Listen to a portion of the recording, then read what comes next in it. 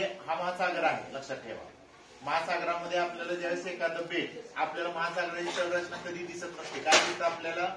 फक्त वर आलेली भूरूपे दिसतात, किंवा जगातली सगळ्यात मोठी गर्द कोणती आहे? मरियाना गर्द, बरोबर आहे, जी पॅसिफिक महासागरामध्ये आहे.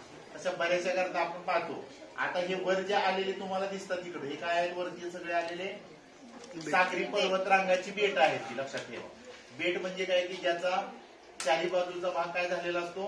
पाण्याने व्यापलेला असतो, किंवा पाण्यामध्ये आलेलं भूशीर, त्याला काय म्हणायचं? बेट म्हणायचं. याचा अर्थ आपल्याला याच्यानुसार बघायला लगेच दिसतंय. इकडे खंड दिसतंय तुम्हाला समोर, मला दिसे नाही. ओके, तर आपण काय करू, थोडं आणखी पाणी होतो याच्यामध्ये.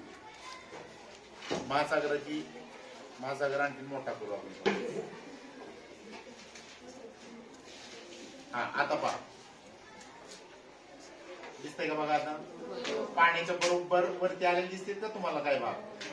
आणि जिथून खंड संपतो, खंडाचा जो उतार असतो त्याला खंडाचा उतार म्हणतो आपण. त्याच्यानंतर खाली काय येतं?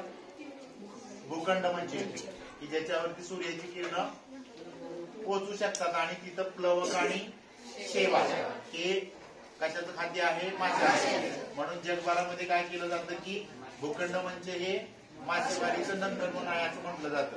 त्यानंतर खाली जो समानील भाग येतो आतमध्ये, समुद्राच्या आतमध्ये सुद्धा मैदानासारखा भाग येतो, त्याला आपण काय म्हणतो? सागरी मैदान म्हणतो.